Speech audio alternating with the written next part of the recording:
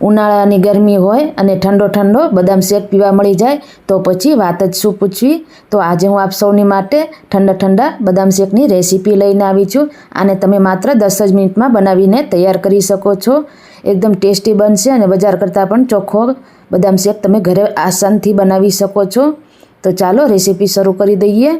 તો અહીંયા આપણે એક જાડા તળિયાવાળી કઢાઈ લઈ લેવાની છે। એમાં મેં 1 લીટર ફૂલ ફેટવાળું દૂધ લઈ લીધું છે। મલાઈ સાથે જ લઈ લીધું છે। એમાંથી આપણે 2 ચમચા જેટલું દૂધ સાઈડમાં રાખી દઈશું એક વાટકીમાં। હવે આ દૂધને આપણે સતત ચલાવતા રહીને 5 મિનિટ માટે ઉકાળી લઈશું। ત્યાં સુધી આપણે સાઈડમાં બીજી સામગ્રી પણ જોઈ લઈએ। અહીંયા મેં 25 થી 30 બદામને આ રીતે રાત્રે પલાળી દીધી હતી, તો એની છાલ આસાનીથી નીકળી જાય છે। તો એને આપણે મિક્સર જારમાં ઉમેરી દઈશું।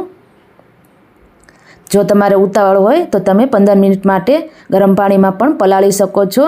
હવે આ બદામને આપણે થોડું દૂધ અથવા પાણી ઉમેરીને ક્રશ કરી લેવાનું છે। એકદમ સ્મૂથ પેસ્ટ બનાવી લેવાની છે। હવે આપણે જે દૂધ બચાવ્યું હતું એમાં આપણે કસ્ટર્ડ પાવડર ઉમેરીશું। તો અહીંયા મેં 2 ચમચી વેનીલા ફ્લેવરનો કસ્ટર્ડ પાવડર લઈ લીધો છે। એ ઉમેરીને આપણે સરસ રીતે મિક્સ કરી દઈશું। તો અહીંયા આપણું આ કસ્ટર્ડ ફ્લેવરવાળું દૂધ બનીને તૈયાર થઈ ગયું છે। તો એને આપણે સાઈડમાં રાખી દઈશું અને આગળની પ્રોસેસ જોઈ લઈએ। હવે અહીંયા 5 મિનિટ જેટલો સમય થઈ ગયો છે। તો આપણું દૂધ આ રીતે સરસ રીતે ઉકળી ગયું છે। તો એમાં આપણે જે બદામની પેસ્ટ બનાવી હતી એ ઉમેરી દેવાની છે।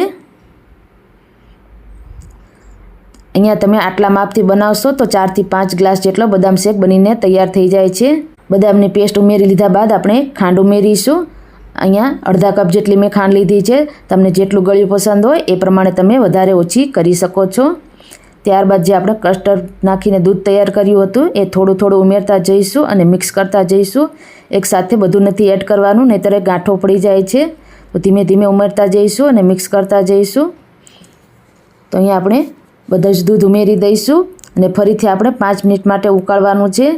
તો માત્ર 10 જ મિનિટમાં આ બદામ શેક બનીને તૈયાર થઈ જાય છે।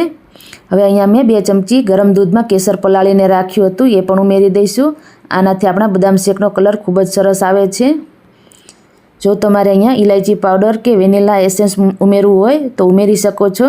અહીંયા મેં કસ્ટર્ડ પાવડર વેનીલા એસેન્સવાળો લીધો છે એટલા માટે નથી ઉમેર્યું। હવે અહીંયા 10 મિનિટ જેટલો સમય થઈ ગયો છે કુલ। તો 10 જ મિનિટમાં આપણા બદામ શેક બનીને તૈયાર થઈ ગયો છે, સરસ ઘટ થઈ ગયો છે। તો હવે આપણે ગેસની આંચ બંધ કરી દઈશું અને આ બદામ શેકને ફ્રીજમાં ઠંડો થવા માટે મૂકી દઈશું। બદામ શેક આપણો અહીંયા ઠંડો થઈ ગયો છે ને એકદમ આ રીતે ઘટ્ટ થઈ ગયો છે। ઠંડો થયા બાદ વધારે ઘટ્ટ થાય છે।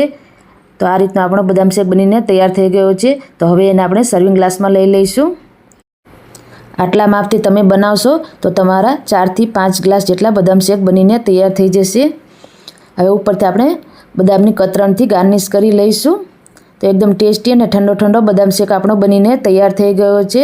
વિડીયો તમને કેવો લાગ્યો એ કમેન્ટ બોક્સમાં જરૂરથી જણાવજો અને શેર કરજો। ફરી મળીશું આવા જ નવા વિડીયો સાથે। ત્યાં સુધી આવજો।